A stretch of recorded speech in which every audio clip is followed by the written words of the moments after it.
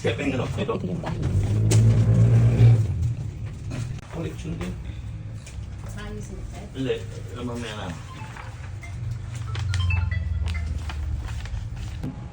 Kaya yung quality ng ano ko, nung bahay na yun, sobrang kapal po, 0.5 yun, hindi ko pinpoint po. Tapos, wala po akong separate doon. Sa taas, puro tubular ko yun. Pag nabili ko nga po yun, nanghihinayang ako dun sa ano niya. Yung landscape na pinagawa sa Pinag-landscape parking. ko pa yun eh. Oh. Baka pasira ko rin yung Oo wheel na, sa inyo naman. ayun, nanghihinayang na ako. Kasi plano ko palagyan naman ng ano, ng... Hindi, pwede naman yun eh, magkuhay ka sa gilid. Tapos, Siyam ang aso ko. ang magro-rooftop ka pa, Hindi, yung parang Parang ano lang aso. ko, yung, di ba yung parking, yun lang ang palalagyan ko. doon yung mga aso. Ah. Pwede. Parang yung plano May video ko yun, parang na place, oh. Nakatami yung barbecue place doon. Maganda rin pag nag-video ko, hindi napapasok pag may guest ka. Yung sa labas, pwedeng big support guest room.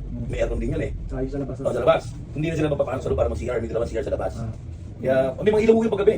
Nalagay yun, ano, comfort room, tapos exit. Ang isa Islab daw po niya yung ano eh. Pwede Yun, Islam. parang yun ang plano ko, Pwede papalagyan rin, sa no? parking, yung parking Mm. niya, di ba? Oo. Palalagyan ko ng, yun nga, Stop. parang magiging parang terrace na ganun kalaki.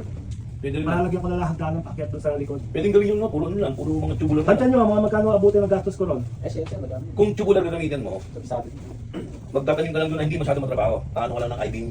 Ay, di mo ang gagamitin. Pagdating sa taas, puro tubular. Tapos makapal na ano na makapal na hardiplex. Yung ginamit ko lang. Kasi may ginagawa ngayon sa bahay ko. Iniba ko tubular tapos ginawa ko ano, ginawa ko bar na malaki. Hardiplex lang ang magiging pinakasahig niya. Ito, pakita ko sa inyo. Dito lahat. Kita nila. Pakita ko ngayon sir. Marami po alas sila eh. Pagdating sa mga...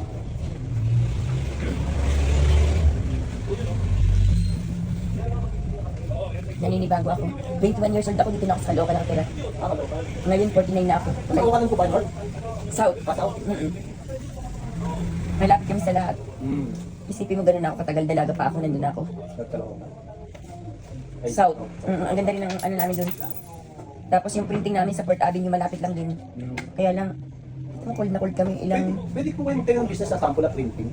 Yung mga... alam mo, dalawang taon na kami hindi nagtatabi. Ganyan, cold na kami. Simula lang. Dire-diretso na po yung pagdating ng... Pag mula dun sa bahay na bibili namin, papunta ng Lancaster, Cavite, ano sasakyan?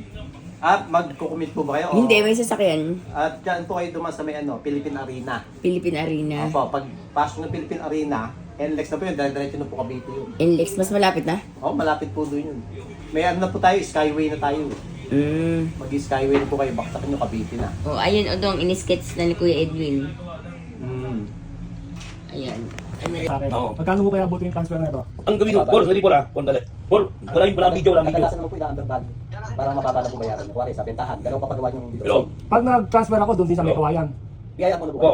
Tapos, Tapos sa BIR, magbabayad po kayo yung ICAR. Wala na, may kausap lang ako. ICAR, Kausap lang ako, ha? May kausap lang ako. diretso na po yung RT. Kung kasi ganito na lang, pagka nagkasundo na kami, matutulungan mo sige, ako. pag-transfer, tanong ko sa pag-transfer. Kasi una po dyan sa BIR muna. Babayaran mo yung si capital gain tax. Ah. Tapos pag pinasok nyo na po yun, lalabas po yung ICAR. Pag lalabas po yung ICAR, dadalhin nyo na po sa RT yung original na title. Mga siguro, mga Pero kahit hindi ko na may pa-transfer agad-agad to, okay lang, ano? Hindi. Magkano yung penalty? Penalty. Ah, Kasi ang kailangan i-transfer ka. Kasi penalty nga ako eh. Sinabi sa ayos ko pa. Malaki ba nagiging penalty? Hindi po yung pinayaran ko rin. Puta na. Kaya ano ba? Dahil sa penalty rin. Sa penalty kasi kinuyan. Doon nung hindi ko pinano, sabi ko, huwag muna. Nung mag-decide na ako, kinupitan na ako. 100, ano? Nasa 100 na niya 170. Nagbayad ko ng penalty. Kasi ang gagawin mo natin, ganito pang gabilan tayo para mababago yung ano nyo, yung pamilya sa City Hall. Sa pamilya, yung real property tax. Taon-taon po yan eh. Ang gagawin natin, dalawang dito sa natin. Isang under value. Sa under value at isang value na 4.7. So, natin 2 million. 2 million para sa ano, wala akong problema. 4.7, okay lang. Pero pagdating sa City Hall, sisingil ka naman na malaki tax mo. Ngayon gagawin natin under value, isang 2 million. Ganun din ginawa ko eh. Pagbili ko, in-under value ko rin. Tapos, isang 4.7, isang